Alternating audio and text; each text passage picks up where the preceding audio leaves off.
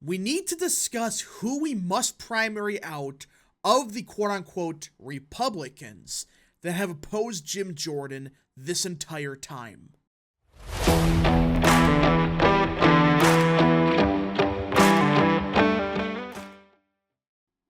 What is up, people of the internet? It is me, Real American, back again with a new video today. It is time that we talk about the 2024 House elections because everyone, it is time that we begin talking about who we should primary out next year of some of the Republicans in the House. Now, let me be clear. This is not going to be every single person we should primary out, that we may primary out, etc. This instead just kind of a beginning list of who we should focus on next year. And I think a good starting place, and I guess this may become a mini-series, I don't know, is, well, let's start with the speakership stuff. Because really, there are a lot of primary opportunities for many of these idiots next year.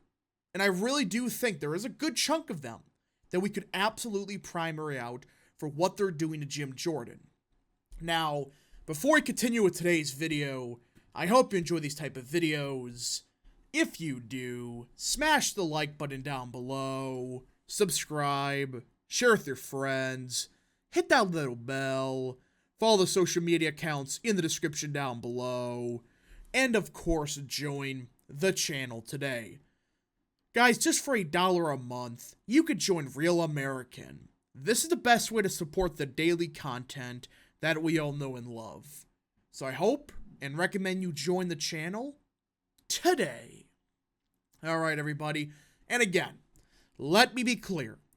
We're not going to primary out everyone that opposed Jordan. There are some that I will give credit where credit is due for giving some legitimate reasons, such as the Long Island Republicans. Now, they're rhinos, sure, but I mean, they're better than some of the other more egregious rhinos. Plus, really, they're giving valid reasons for being opposed to Jim Jordan, especially when it came to the SALT cap, which is tax deduction, especially for high state taxes like in New York, etc., etc. And also, we're not including those that are in heavy Biden seats, such as Chavez DeRaymer in Oregon 5th, even Don Bacon in Nebraska 2nd, who, mind you, I hope kind of does lose next year, but hey, that's just my opinion, but yeah, it's just whatever.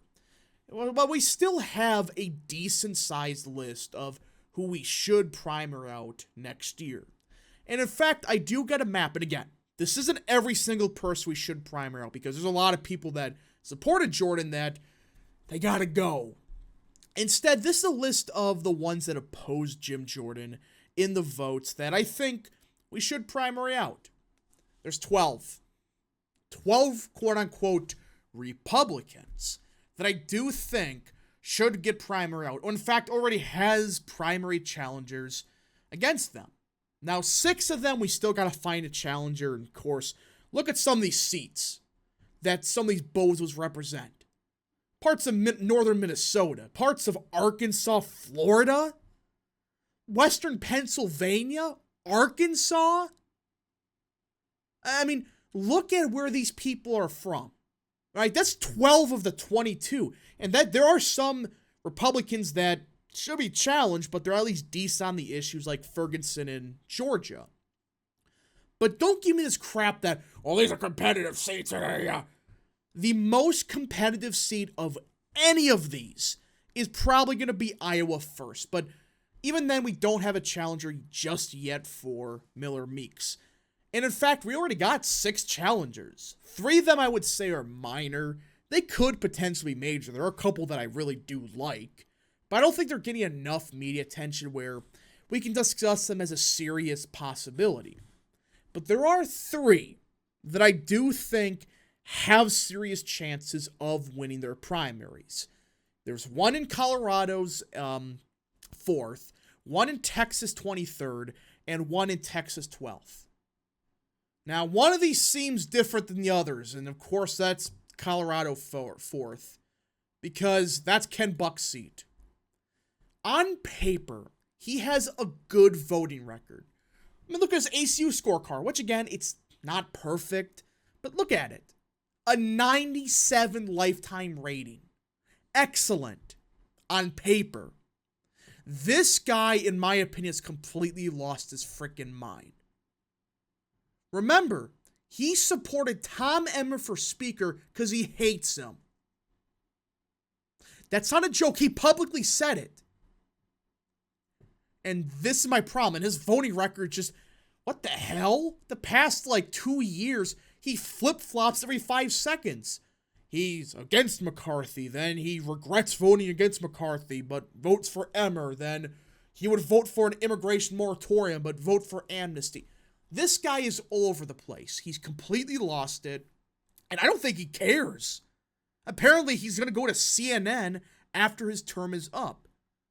I mean, this is a Trump plus 16 seat.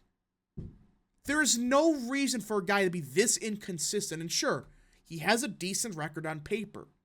But the past 3 years, he's lost it. I don't know if he's jealous about something. I don't know. But there, however, is a legitimate primary challenger. Trent Lazy. Listen, at first this seems like, okay, who the hell is this? From everything I'm seeing, he is a true America First candidate. He is getting a lot of media attention by those on the right. It seems like he is getting some serious support behind him. And I do think there is a possibility to primer out Ken Buck, who again, on paper has a good record. He's lost the past 3 years. In fact, he may not even run next year. This is a super Republican seat, Trump plus 16. And I know it's Colorado. It may be shifting left. But still, there is no reason to have somebody like Ken Buck oppose Jim Jordan for some of the dumbest things I've ever heard. All right?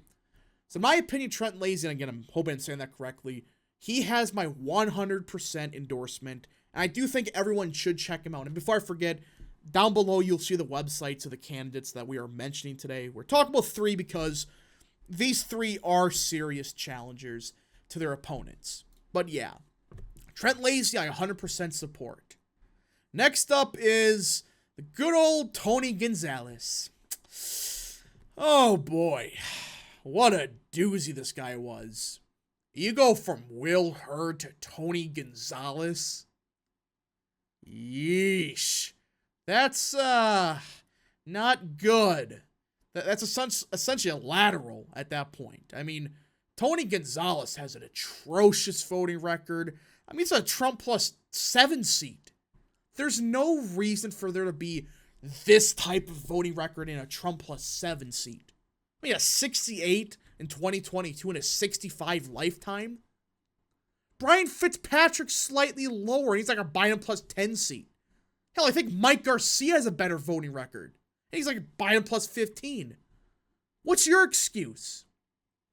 Now, even before this shenanigans with Jim Jordan was happening, there was a serious primary challenger, Brandon Herrera, who I've already said I 100% support.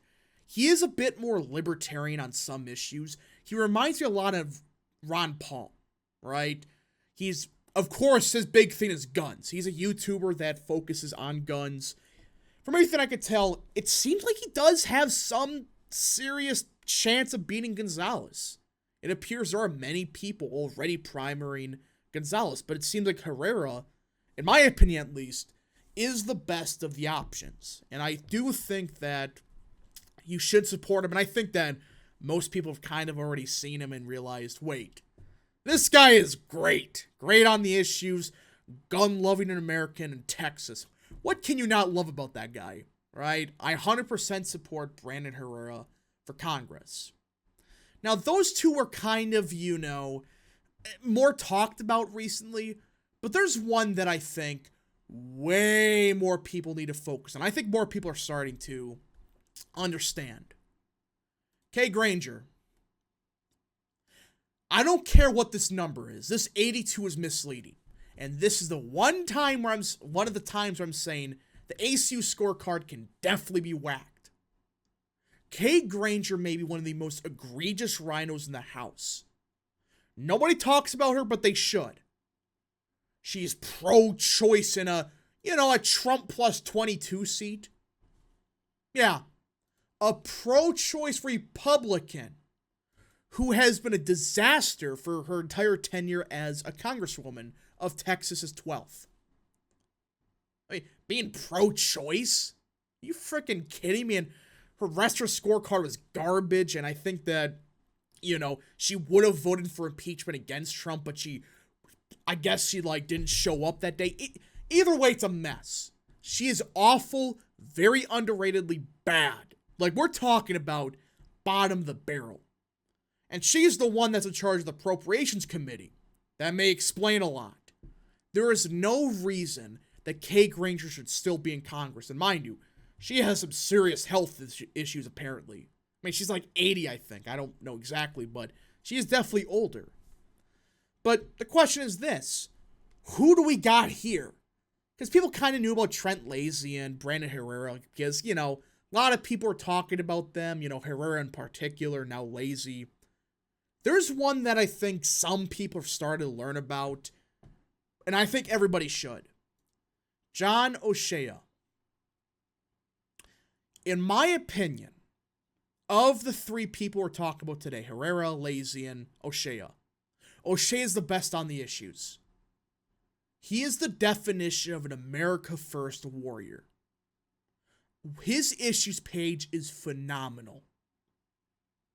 America First, border security. And look at this. It isn't, you know, it's not 2 words. It's paragraphs detailing what's going on here. Protecting innocent life. It's the Second Amendment, free speech, the economy, parental rights, etc. You just look at what O'Shea has, all right, on his page. I think he's a great candidate.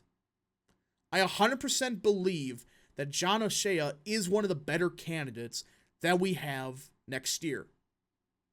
Going against the Rhino Bozo Kay Granger.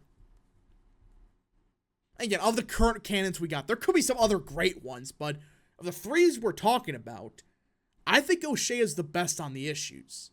And Granger's much weaker than you would think. A lot of these candidates are. Granger, I think, only got like 52% in her primary last year. I think so. Ken Buck is probably going to retire. And Tony Gonzalez is Tony Gonzalez. I do think this Jim Jordan stuff is pissing off a lot of people in the base. But we just got to see what happens. Anyways, folks, thank you so much for watching. If you did enjoy this video, smash the like button down below. Subscribe. Share with your friends. Hit that little bell. Follow the social media accounts in the description down below. And, of course, join the channel today. Thank you so much. Godspeed to all of you.